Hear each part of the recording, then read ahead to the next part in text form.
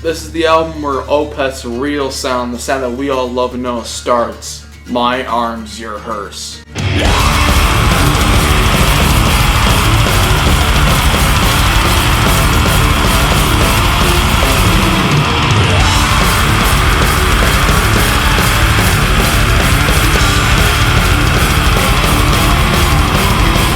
This album is actually their very first concept album. The next album will actually be another concept album that kind of proves on the whole storytelling aspect.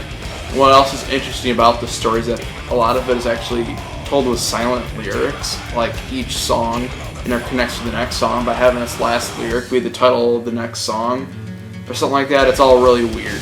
The artwork's really cool. It shows some sort of like foresty area and almost like a weird river reflection.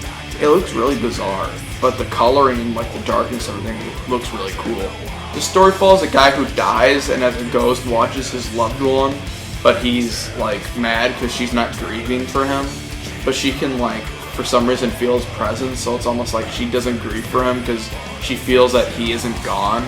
This is the first album, like I said, that shows up their classic style, and it's very underrated because a lot of people don't really give too much notice to the first three albums under the Candlelight era, and they kind of feel that Still Life was the beginning of the classic Opeth sound. For me, this is totally it, especially with the awesome remaster on the Candlelight triple CD. It's actually really, really good, and it sounds like just as good as Blackwater Park and shit. But yeah, this is definitely the beginning of their really good sound, and it's almost, in many ways, the beginning of their classic lineup, except for one member who is absent, but will be on the next album. They got him for this album to play bass. We'll talk about him later, but he wasn't able to learn on the bass parts in time, so Mikael just played bass for him, but he's not really a great bass player, so the bass is kind of not shown off that much on this album. But they got Martin Lopez on drums. Now, Martin Lopez, I really love this guy. He's my favorite Opeth drummer, but he's not nearly as good as like the first Opeth drummer, the next Opeth drummer that they get.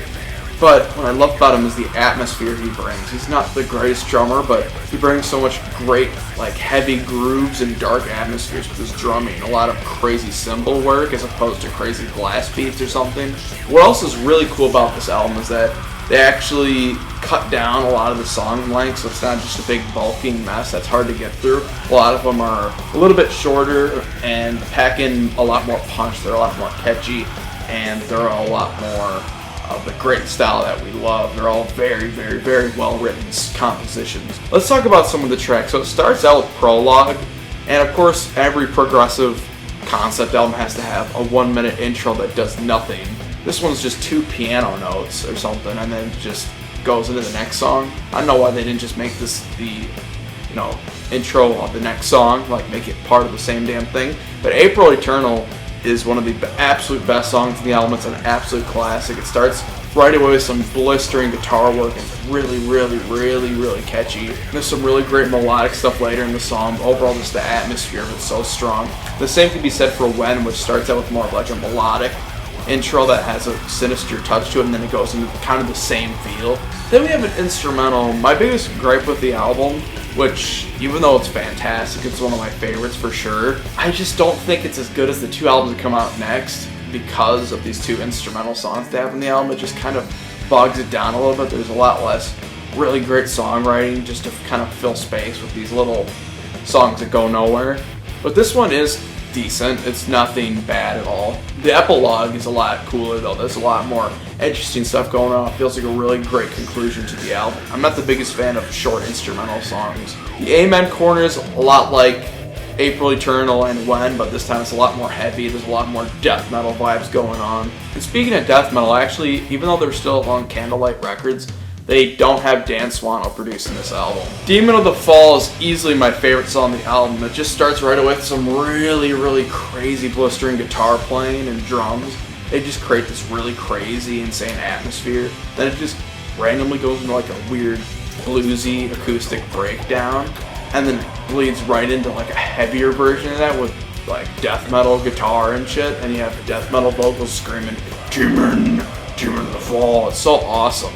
My only problem is that they only have that one bit with the bluesy acoustic guitar that goes into the chorus once, but it's just I guess that's what makes it so much sweeter, is that it's only once in the song. Credence is one of their best acoustic songs for sure. It has a lot of great atmosphere and singing, and I'd say it's maybe even better than like Benighted on the next album. Karma is almost like the endings on the album. It's really fucking heavy, just like Amen Corner, even Demon of the Fall, and then it goes into some really great stuff towards the end of the song that leads into the epilogue of the album, that last song. Overall, a really fantastic album. That my biggest problem is just kind of instrumentals that don't really add too much for it being an instrumental, you know what I mean? They could kind of give or take them. But this is the beginning of an awesome trilogy of the band. You have this album, My Arms Are Hearse, Still Life, and Blackwater Park, all quintessential progressive death metal albums. And this is the start of it. 9.5 out of 10.